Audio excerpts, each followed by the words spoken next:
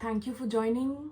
Uh, we'll wait for other people to join, but I'll not waste any time because we have to cover a lot of limbs of yoga today. So, yesterday, in the first part of the 2-day yogic lifestyle or yogic reset workshop, we talked about what we need to change and what we can change from a everyday practical life perspective to have a reset in our life now that it's post Diwali and for us it's like a new year. Within that, we discussed about the Ashtanga of yoga or the 8 limbs of yoga, because most people think of yoga as only exercise, but yoga essentially is a list of stages all the way to spiritual awakening, starting from Yam Niyam, which we talked about yesterday. So the first 2 limbs of yoga are Yam and Niyam, which we have already talked about yesterday. Let me do a recap of the 8 limbs of yoga. Ashtanga.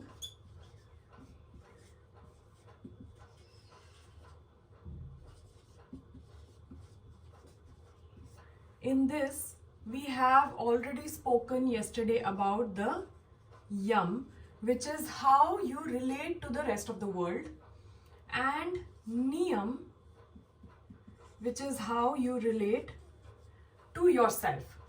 Okay, so we have talked about Yam and Niyam yesterday. Let me see if my board is visible. Yes, okay. And today we will move on to the remaining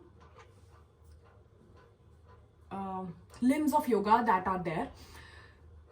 So let's start with a simple deep inhale and exhale. So let's become present in the present moment here in this workshop today. For that, with full awareness, if you want to attend it, just take a deep breath in, inhale and exhale. Release the memory of any past moments. Right now you're in this workshop, be fully present. Inhale again, exhale fully. And one last time, take a deep inhale. And as you exhale, let go of anything that is holding you back from this workshop and not letting you focus. All right, so today let's take our understanding into our bodies, our breath, our relationships, our nutrition, right? The way we go on throughout the day, every single day. Because yoga is not only what you do on the mat, but yoga, the true yoga begins when you step off the mat, right? When that 1 hour of yoga session is done and when you step off the mat and go on the rest of your day, that is what true yoga is. So you see, you might think that a calm, fulfilling, yogic, sattvic life it takes a long time to build it. And it's true that it cannot be built overnight because these are habits, right? But it can be built moment by moment, by habit. And you have to start today, right? If you keep thinking that it's a very long process of building a yogic lifestyle and it'll take me forever, I don't know if I'll ever reach there. The truth is that you will not, because the lifestyle is built by every decision, every choice that you take every moment, right? The next moment, are you deciding to take that glass of Coke instead of a glass of lemonade or not? Whether you're going for a fried food or you're going for something healthy, whether you're choosing to not respect your time of sleep and sleep late and wake up late, or do you want to have that proper time of sleeping and proper time of waking up and doing all your rituals. So it is every single day that you build habit. It cannot be like it cannot be overnight also, and it cannot be a long process also. It is moment by moment, habit by habit. That's what I always say, right? But the beautiful thing is that the moment you decide that you want to live consciously, you will see the difference from day one. Okay, your energy will feel very light. You'll see your digestion is improving, your relationships are softening, life will feel like a rhythm instead of a rush, right? Getting thrown around all over the place since the moment you wake up. When you live unconsciously, you feel like the life is throwing you around. But when you live consciously, you are deciding what your life looks like. So you are consciously living your life. So now let's talk about the other limbs of yoga, and the next limb is asana, which we all are familiar with. Okay, asana is the third limb of yoga, and it is not something new. Most people think of yoga as only asana. They don't know that there are other aspects to yoga which are as important. But now talking about asana. Again, asana is not just yoga postures. It's not just doing one pose and then another pose and then like 25-50 poses in a day. That's not what the asana practice is. Asan, the meaning of asan is seat. Okay, it means seat. You are sitting, and sitting, how asan is, you say sthiram sukham asanam. When you're stable in your pose, yoga pose, and you are comfortable, there is a steady comfort in your pose, that is proper asana practice. Okay, so it is not flexibility, extreme flexibility. It is not the ability to balance like a circus person. It is not uh, a display of strength, right? Very strong arms or legs. That is not what asana is. Asana is when you are in a posture and your body is steady and your mind is calm. It's quietening. Okay, that sthiram sukham asanam.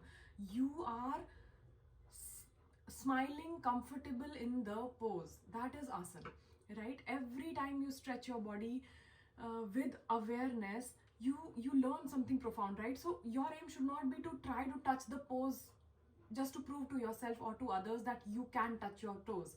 No, you move your body with awareness. You listen to your body, what your body is saying, and in the final pose, wherever you are, it doesn't mean that you have to reach your toes. Your arms, your hands may only reach your knees.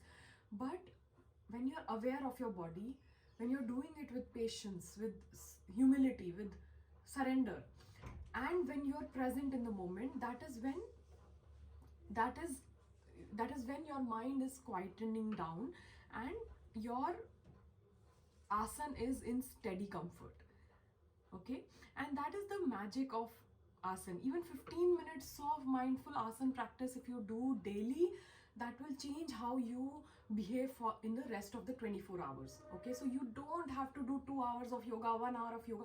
Even if you're doing it for 15-20 minutes, half an hour every day, but you're doing it with awareness, with presence, with a goal in mind that you want to attain this posture, and this is how far you want to go with whatever your body allows.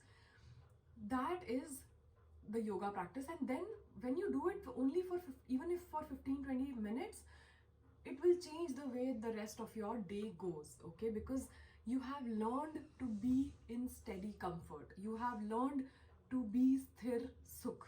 Okay, now in asana, your body, whenever you practice, why do we practice asanas? We practice asanas to release the tensions in our body. Okay, to deepen our breath, to strengthen our body, to increase our flexibility. Okay, and that is what happens. All the tension gets released.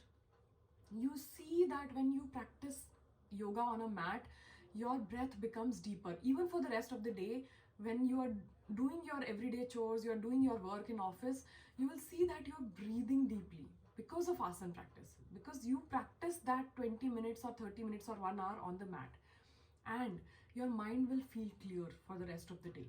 Okay, so because in asana, I always say this, when you are in the gym running on a treadmill, you can listen to a song on your headphones, you can pick up weights and do weight training with listening to music. But in yoga, you can't listen to music while you are practicing asana, because then your mind is not aware, you are not in the present moment. And so yoga practice requires you to be fully present in the asana. If you are distracted, you might get hurt. Okay, if you're not listening to your body, you might get cramps, or you might get hurt or lose your balance. So it trains you to stay in the present moment with your full awareness, and that trains the mind, not just the body, that trains the mind also to feel clearer. Okay, and for the rest of the day, when you are done with the asana, at that time also your mind feels clearer throughout the day. You start walking slower, you notice that you are eating in a calm way, you notice that you are speaking very softly to others. That's how yoga begins to become your lifestyle. Okay, so instead of just seeing yoga as a workout, see it as a conversation between your body and your consciousness. Okay, every single asana will teach you something. Every single asana will teach you to be patient, to be steady, to be present. And that awareness, that stillness that you cultivate on the mat, it goes with you off the mat and becomes a part of your life. And that is how, because see, yam and niyam, when I talk about, these are very clearly principles that are like brahmacharya, asteya, ahimsa. All of these are, you can apply them to your life. Niyam, shauch, swadhyay, all of these, you know how to apply them in your life. But asana, you would think that, okay, asana, how do I apply asana to my life? But this is the way in which asana can be applied to your daily life. So asana is not something only on the mat, it is off the mat. In fact, it changes you and begins to change your life. It's the first thing that begins to change your life when you start doing yoga, is it changes how you are off the mat. Now let's come to pranayama, the fourth stage of Ashtanga is pranayama. So prana, what is prana? Prana is the energy that flows within us, okay, the vital life force. You know, we say that when someone dies, the body is still the same, right? So what dies? Your arteries, your lungs, heart, everything is still there, but the body is dead. Why? Because the pran is gone, pran chale gaye, right? So what is pran? Pran is that vital life force because of which you are alive.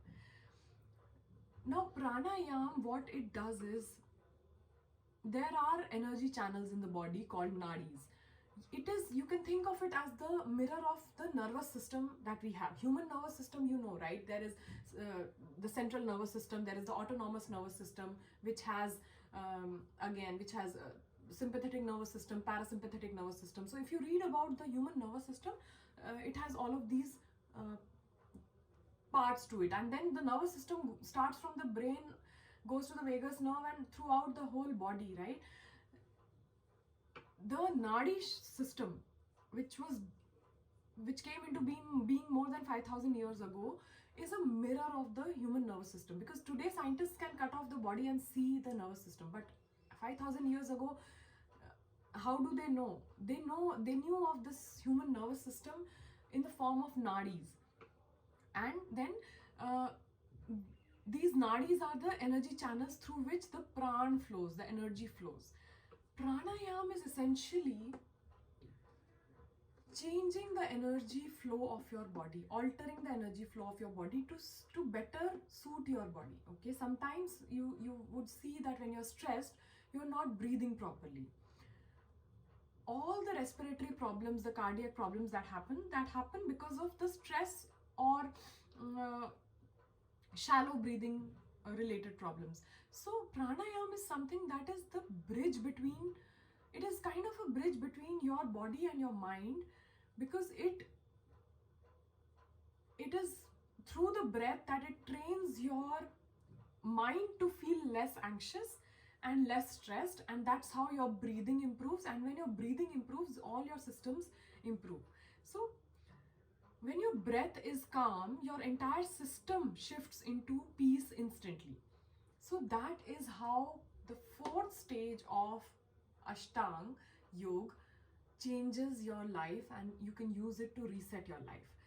Going into a little bit of depth of it, let's just try Nadi Shodhan Pranayam, okay? It is popularly known as Anulom Vilom, but its actual name is Nadi Shodhan. Nadi is, as I said, energy channel. Shodhan is purification. So when you do this deep alternate nostril breathing, which is Nadi Shodhan, it balances your energy. You will see your thoughts get cleared. You'll see that your nervous system is settling down, it's relaxing, right? So let's start Nadi Shodhan Pranayam. I'll just demonstrate it one round so that you can do it anytime. So put your right hand in Vishnu Mudra like this. Your first two fingers curled, the other three fingers are out. Now what you do is you close your right nostril and exhale fully through your left nostril. Exhale, keeping your spine straight, shoulders relaxed. Inhale from the left nostril. Inhale. Now close your left nostril with the ring fingers tip. Release the right nostril from the thumb and exhale from the right nostril.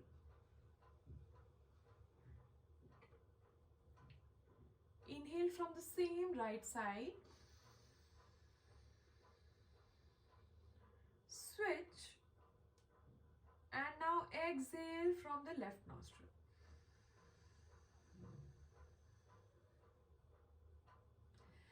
This is the most popular pranayam, and this completes one round of Nadi Shodhan Pranayam. If you do 8 to 10 rounds of this, you'll instantly see how it completely relaxes your nervous system and improves your respiration and clears your thoughts, right? So this is one very simple habit. It doesn't take more than 5-10 minutes to do it any time of the day. It will transform your life from the very first day, right? So being aware of your breath is something that will transform your life. You'll see that all the things that used to bother you will stop bothering you. They will not have a control over you if you have a control over your breath. Similarly, there is Brahmari Pranayam, there is Bhastrika Pranayam, there is Shitkari Pranayam. When you practice all of these things, of course we know that these things help with our entire cardiac, respiratory, digestive, etc. processes, right? But we don't realize how much it also helps us with our mental health. So take this as probably the most important part of the Ashtang is pranayam, in which you can train your body to remain calm no matter what the situation outside is. And when you are calm, as I said yesterday also, the world outside is a mirror of your world inside. So if your inside world is calm and relaxed and joyful and blissful, the everything outside will also appear the same. It will reflect. It is a mirror, okay? If you are disturbed inside, chaotic inside, everything outside will appear chaotic. Trust me, try this starting today. Make sure no matter what happens outside, you remain calm inside, and soon you'll see that the outside is starting to reflect your inner system. Okay, so we can have a different separate session on pranayam, in which I teach you all the pranayams that you can do at different points in your day or in your life and in the life situations, and how they can help you. But this is how pranayam as an overview helps. Okay, now these 4 Ashtang stages are the beginner stages. whenever you start practicing yoga or get into a yogic lifestyle, these are non-negotiables. You must do this. Any teacher, any institute where you go for yoga, they will teach you these things, and these are for the very beginner. These are non-negotiable. They must start with all four of these to get into the yogic lifestyle. However, there are four more stages, which are the advanced stages of the Ashtang, and I will touch upon them a little bit, because this workshop is more about changing your life and resetting your life from today, from right this moment. The first four are something that you should immediately start with, but for your knowledge, the other four are also very important, because ultimately, if you are going to progress in your yogic journey, in your yogic lifestyle, after a few months, after a few years, after a few maybe decades, it might take you, you might be stuck in the first four stages for decades even, and many people are. But ultimately, when you are an expert in the first four stages, you must progress to the next four stages. So coming to the fifth stage is pratyahar. And somebody who practices yoga regularly, is a yogi by profession or by habit or by lifestyle, will sooner or later come to this stage, which is the act of turning inward.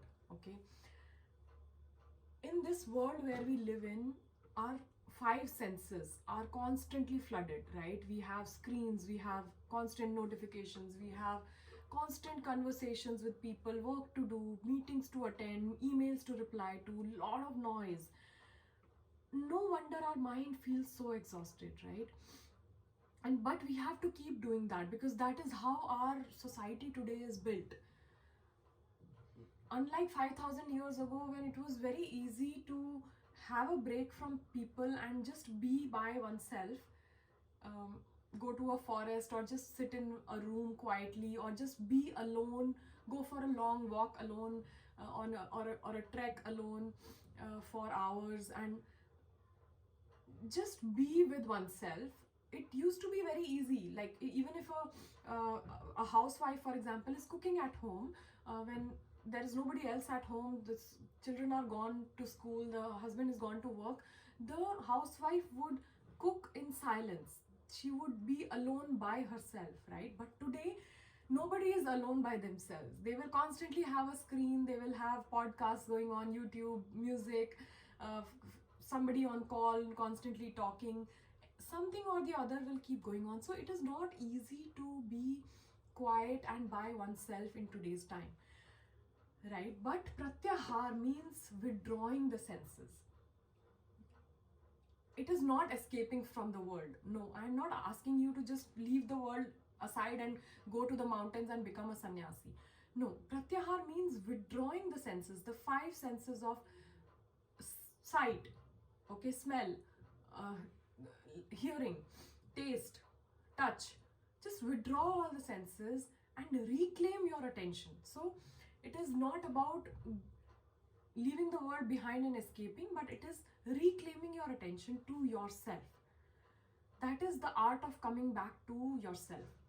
Okay, instead of throwing away your attention, which is the most precious thing you have today, and which is what all these companies, Facebook, Instagram, Google's, AI, everything is right now. What are they doing? They are competing for your attention, constantly competing for your attention. Okay, and that is what you are not supposed to give, because that is the most precious thing you have. That is your energy. Okay, where attention goes, energy flows, is a quote that I often say. Where attention goes, energy flows. I want you to take this away with you. So if your attention is going to a reel or a comedy show or a podcast or a movie, Netflix, whatever, your energy is flowing there and your energy is precious, right? But when your attention is withdrawn, it is to yourself, your energy stays with yourself and you can use it to create a lot of good things in life. You can use it to create something for the world, you can use it to create something for yourself, you can uh, gain the wisdom of the next stages of yoga when your energy is with yourself, you are reclaiming your energy. So how do you do pratyahar? Even if you spend just 10 minutes in silence daily without your phone, without any conversation, you'll notice that something is shifting. Okay, and that shift is the shift of your inner energy. You'll see that your inner energy is coming back again. Okay, and from that 10 minutes of stillness and silence, you will see that you are making better decisions. All of a sudden you have better ideas, all of a sudden you are feeling more alive because you are in the present moment and you are uh, living every moment with your full presence instead of diverted attention, and you're speaking with awareness, you're creating with awareness. So it is one very simple discipline that takes you to pratyahar is silence. And silence is withdrawing attention, withdrawing your senses and not taking in any external inputs. Okay, so that is what is pratyahar. And after doing these 4 stages, slowly you will see that you need more and more quiet time with yourself. You want to have a more withdrawn time for yourself, and inevitably this will happen if you are progressing in your yoga journey, so it will happen sooner or later. Stage is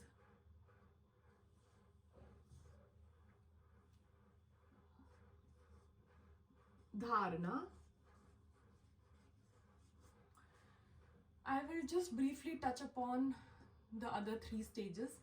Dharana is when you have withdrawn your senses, then you are concentrating, okay? You are focusing on one thing. You are deciding what you want to focus on and you are focusing all your attention to that one thing. That is dharana. So it is the concentration. Then there is dhyan, which is meditation. Okay, now even in your asana pranayama practice you can do dhyan, right? When you are practicing yoga, mostly if it's a 1 hour class, you will do 10 minutes or 5 minutes of dhyan meditation, because that is extremely essential at the end of the yoga class, because that trains your mind to be present more and more. And usually asana is done, then it's pranayama, and then dhyan is done, so that you understand the importance of that silence in the yoga class, which the pratyahar. But what happens is, if it's only 5 to 10 minutes of dhyan, it's not really dhyan, it's actually just pratyahar. You are just withdrawing your senses, because by the time you withdraw your senses and you start to focus your mind, the time is already over, right? Because 5 or 10 minutes may you can't get into dhyan, but dhyan is deep meditation. Okay, it is when you spend a lot of time deeply meditating. And why do we do dhyan? Dhyan is done because once your senses are withdrawn, you start to focus your mind on one thought or one mantra chanting, or one thing that you want to create. Then dhyan is when you go into the depths of your inner world. And I always say this also, that the universe is infinite, right? The universe outside, what is also called Brahmand, is infinite. It is so big you can never even imagine exploring it completely. But do you know what is even bigger? What is even bigger is the universe within us, the inner world. And so when you are in dhyan, you are exploring that inner world. And I have started a series on YouTube talking about Upanishads. And Upanishads are what the rishis and the seers of ancient times heard when they were in dhyan, the realizations that happened to them, that can happen to you also when you sit in dhyan in deep meditation for long. So that is the seventh stage of Ashtanga yoga, and this is, all of this is what prepares you for the final stage, which is samadhi, which is the spiritual awakening. And this is what the ascended masters, the gurus, the spiritual leaders, they all have touched samadhi at some time. Okay, samadhi is the ultimate spiritual awakening when you sense your individual consciousness getting merged with the divine consciousness.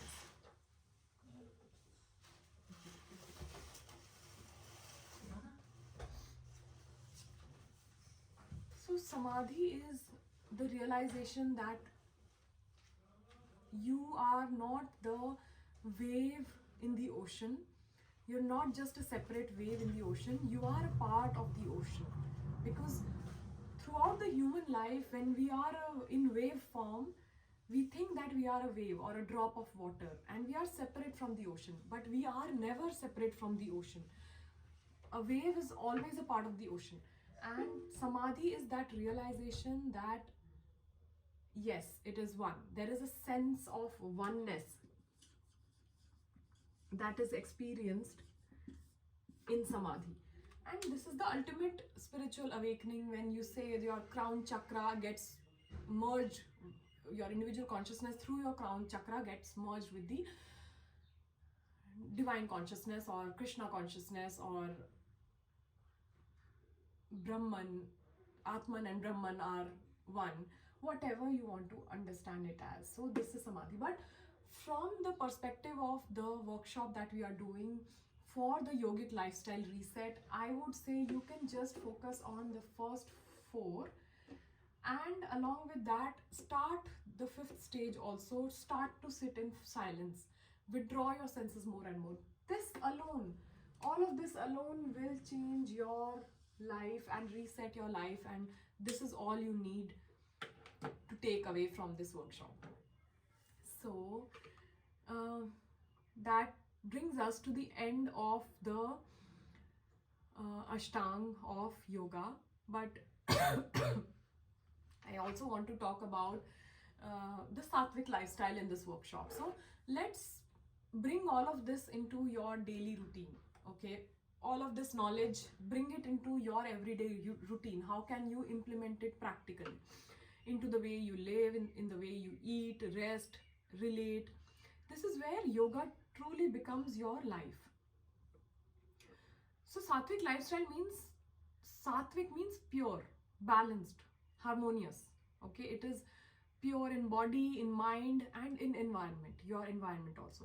And it's not strict rules, it's about conscious living. It's not like you have to follow a set of rules that Sugandha has given today. No, I am encouraging you to live more consciously, not to follow any rules blindly. Okay, so first of all, most importantly is nutrition. Okay, eating with awareness. The yogic way of eating is, it's not about restriction. It's not that ye nahi khana, wo nahi khana, you're not supposed to eat that, you're not supposed to eat that. It is about reverence, right? When you're eating, before you eat, pause and feel grateful. Okay, that gratitude will give so much positivity to that food, that it will change your energy. Okay, so as I said yesterday, we are energy beings. Our food is also energy. When you eat an apple, the apple becomes you, right? That apple is not apple anymore. It is now you. Okay, so, and the energy of the apple becomes your energy when you eat it. So eat foods that are fresh, simple, sattvic, because they are altering your energy, everything you're eating. Avoid overeating, or avoid eating when you're distracted. So Netflix laga ke khana is not a good habit, because it is not bringing the energy that you want it to bring to you. So you'll notice the difference from the first meal itself. You'll see that when you're eating with gratitude and with conscious awareness, you'll feel lighter because your food is getting digested better. your mind will be calmer, and even your emotions will be stable. You'll notice that from the very first meal. And when you eat sattvic, your thoughts become sattvic, because your body and mind are not separate, they are one. You'll notice the difference from the first meal itself. You'll see that you feel lighter, your mind is calmer when you eat sattvic food and when you eat with awareness. And even your emotions will feel stable. Okay, your thoughts will become sattvic, because your body and mind are not separate, they are one. They are not different from each other. It's not that you can give one thing to your body and another thing to your mind. The same thing applies to both, right? So first is nutrition. The second is relationships. Okay, when you practice ahimsa, as I said yesterday, it is not just non-violence to the world, but it is also non-violence to yourself. Your own thoughts should not be violent towards another person. So that helps you understand the other person better. So that helps you in your relationships. You lead your relationships with compassion instead of trying to control everything. When you stop reacting to everything and you start responding instead of reacting, you change the energy of your interactions. And when your energy changes between your interactions, your relationship strengthens.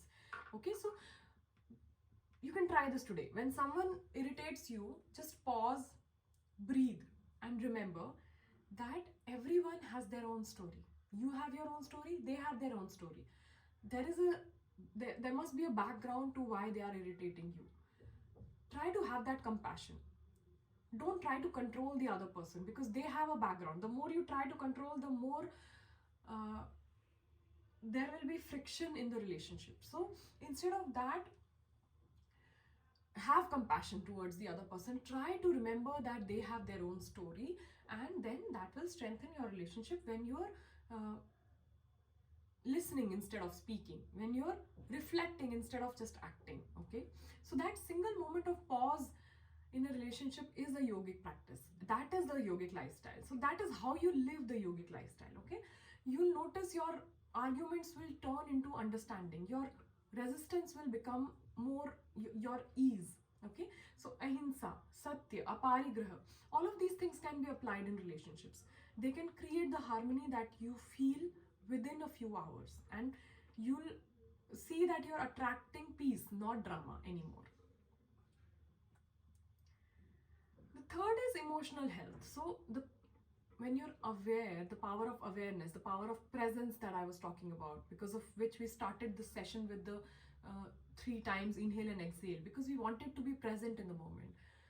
When you're aware, you'll see that your emotions are not enemies. They are messages being sent to you. If you're angry, if you're irritated, if you're sad, they are not your enemies. When you're aware of your emotion, you'll see that they carry messages. In yoga, we do not try to suppress emotions. We observe the emotions with full awareness. So when you are feeling angry, breathe into it. When you are feeling sad, just see that sadness as a cloud passing through the sky of your mind. Okay, your mind is the sky, it's not the cloud. The sadness is just a cloud, it is coming and it will go, it will pass. Just let it go, just observe it. So the moment you stop fighting your emotions, or feel guilty about them, or try to shove them under the rug, that is when those emotions lose their power over you. They will not be powerful anymore. They will just disappear and dissolve. Okay, so this awareness it will bring you immediate relief. Start today. Whenever you feel an extreme emotion arising within you, observe it with your awareness. You'll see that when you observe it, it loses its power over you. Your body will soften, your heart will open up, your mind will feel lighter. So turning pain into understanding through awareness is also a yogic lifestyle. And then follow a routine. Okay, align with the rhythm of the nature. Try to wake up before sunrise during Brahm Muhurat, that is the time of stillness. Waking early before the world begins to start working, it connects you to the cosmic rhythm, the rhythm of the Brahman, the universe. So spend those first few minutes in quietness, just stretch a little bit, breathe, meditate, just set an intention for the day. So then you will notice how your day is unfolding in a different way. Your mind will stay organized, your energy will be steady, and your mood will remain serene throughout the day. So, and so start, wake up early, and end also your day on time, gently, with slow breathing. Do a little bit of pranayama, practice a little bit of gratitude before sleeping, and remain silent. Last thing you do before you sleep should not be scrolling on your phone or listening to a podcast or watching Netflix. It should end in silence. This rhythm aligns you with the nature's rhythm, and nature will make you move in harmony. You'll see this reset actually happening in your life. And finally, spend some time in dhyan, which I talked about. It will take you some time of pratyahar, practicing pratyahar to reach to the stage of dhyan, but it is extremely life changing. Okay, so being in dhyan, it's not like chasing peace, like you're running after peace. The peace will come on its own. Just be still for 2 minutes. Try to extend that time from 5 minutes, 10 minutes, 15 minutes. Slowly that time will keep extending. Okay, so that is the ultimate gift of yoga. It is not an escape from life, but it is a being in deep harmony with life. The more you practice dhyan, the more peaceful you'll become, patient, and you'll also see there is a glow on your face. You'll become radiant, right? You'll see people will ask you, how have you changed so much, right? So these are all the things that will change, and these are all the things that I wanted to talk about in this workshop today. And I'll open it up for question if you have, but let's close it just as we opened the session with awareness. Let's close it with awareness. So let's close it with yogic breathing. You can place one hand, your right hand on your heart and your left hand on your belly, and you can take a deep breath in. As a yogic breath is when you fill up your lungs completely and then fill up your belly completely with air, and when you exhale completely from your chest and then from your belly. Okay, so inhale, let your chest expand and let the air go all the way to the belly. And as you exhale, let your chest fall completely and all the way to your belly. Exhale completely. We'll do this 2 more times. Inhale.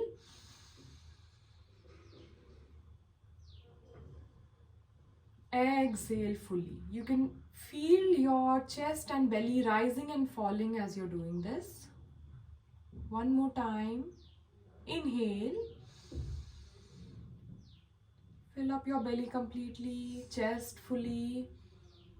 And exhale, empty your belly. And let your chest fall down. Deep exhale. So as you must have felt your heartbeat right now. Okay, you are alive right now. This is your reminder that you are alive, and not everybody wakes up to see the day every day. So we should always be grateful to be alive today. And from today, try to have every breath, every meal, every thought, have it consciously. Don't let yourself be thrown around unconsciously from the moment you wake up till the moment you go to sleep. Okay, you do not need to escape the world to become a yogi. You just need to live it more consciously, your life. So this is what it means to live a spiritual yogic life. All you need is to remain grounded and grateful. So may these 2 days be your new beginning into a life that feels calm, clear, and deeply fulfilling. Om Shanti, Shanti, Shanti. Let me know if you have any questions.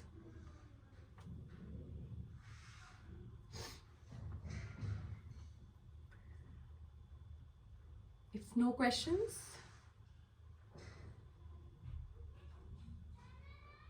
Okay, thank you. Take care.